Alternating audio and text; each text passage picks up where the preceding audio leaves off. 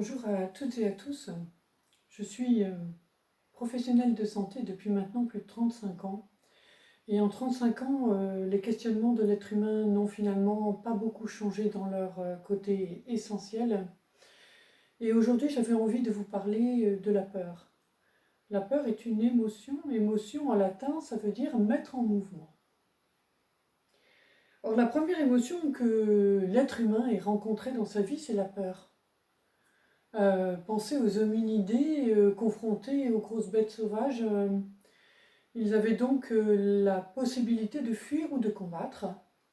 Et si vraiment le danger devenait trop imminent, ils mimaient la mort, ils s'allongeaient sur le sol. C'est ce qui nous reste d'ailleurs de visible actuellement dans la tauromachie, hein, quand un picador est pris à partie par le taureau.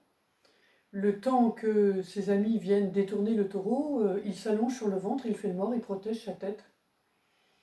Donc la réponse à la peur, c'est fuite ou combat, ou en dernier recours, faire le mort.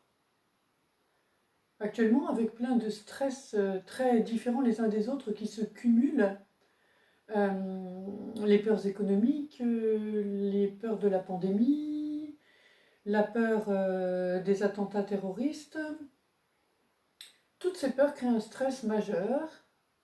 Et la peur pourrait nous gouverner. Or, la peur est très mauvaise conseillère.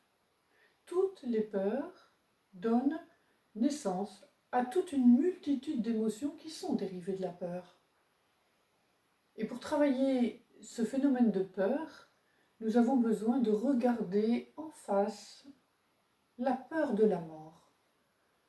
L'ampleur de notre peur par rapport à ce passage, la mort. Je rappelle ici que le contraire de la mort, ça n'est pas la vie. L'opposé de la mort, c'est la naissance.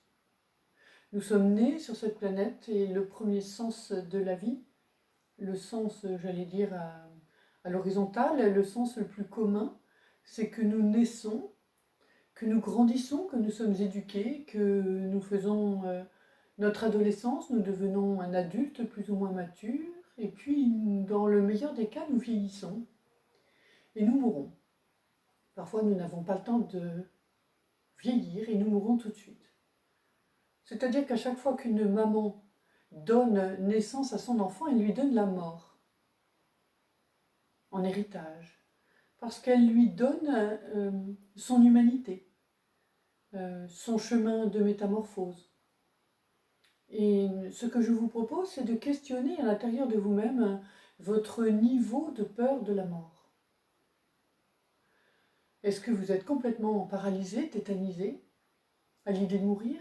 Est-ce que c'est un sujet que vous n'abordez jamais, très précautionneusement d'ailleurs, parce que c'est trop anxiogène pour vous? Ou est-ce que vous vous êtes déjà posé la question? Est-ce que vous avez déjà médité cette question en profondeur? Dans mon expérience, j'ai vécu une opération très grave. On m'a trouvé une tumeur à la tête. Et entre le 17 février 2002 et le 20 mars 2002, date de l'opération, j'ai été véritablement confrontée à ce travail intérieur, à cette métamorphose qui m'était proposée, que certainement je m'étais donné de vivre. Ce chemin de finalement, comment tu vas gérer cette période, puisque la date est fixée au 20 mars, comment tu vas vivre cela? Bien sûr, je ne me souviens pas de tout. Ce dont je me souviens, c'est que j'ai fait la comptabilité de l'année pour ne pas mettre mes descendants dans la panade si je venais à disparaître.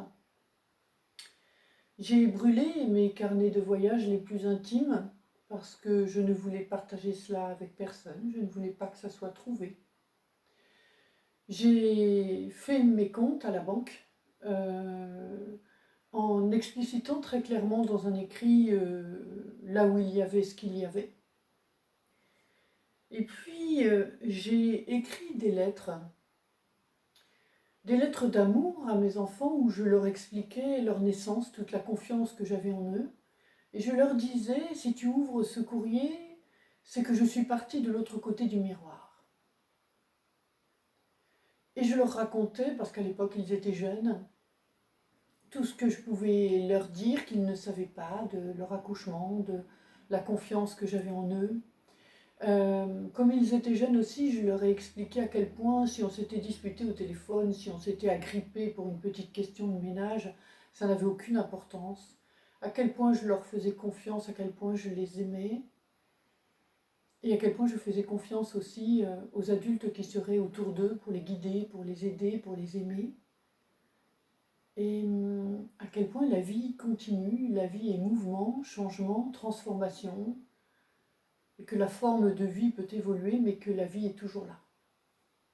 Et puis j'ai fait un courrier aussi à une ou deux personnes avec qui j'avais vécu des conflits importants, voire très importants, qui nous avaient éloignés durablement, pour libérer ces personnes de toute forme de culpabilité, quelle qu'elle puisse être,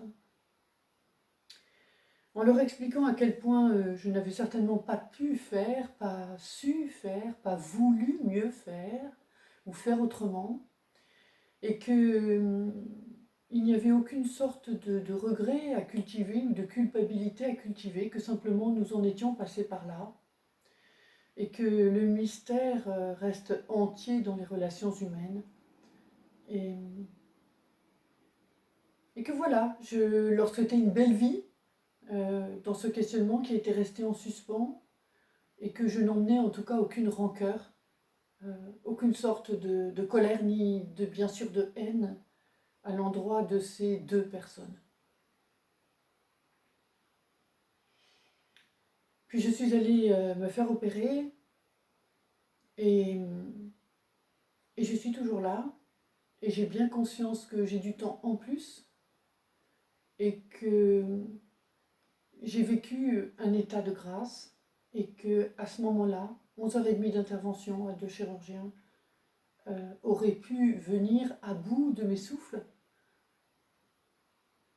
Or j'ai traversé. Les premiers mots que j'ai entendus en réanimation quand je me suis réveillée, c'est dommage, elle est jeune, elle est foutue, la pauvre gosse.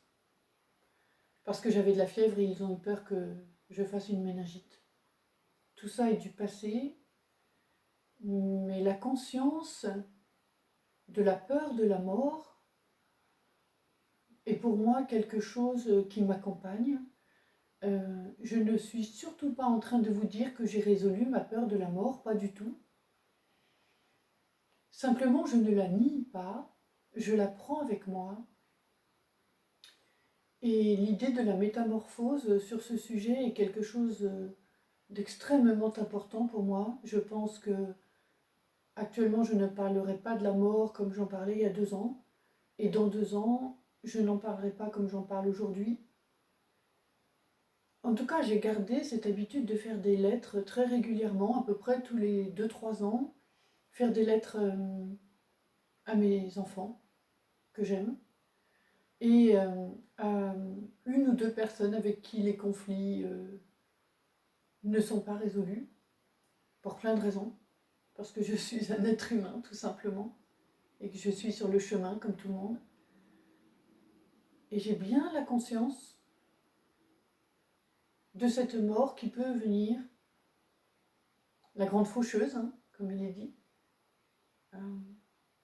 Nous ne connaissons ni le jour ni l'heure, et je vous propose donc de retraiter le sujet de la peur à l'intérieur de vous. Je vous souhaite une très bonne journée. Nous sommes dimanche aujourd'hui. Je vous souhaite une excellente journée et une bonne méditation à l'intérieur de vous.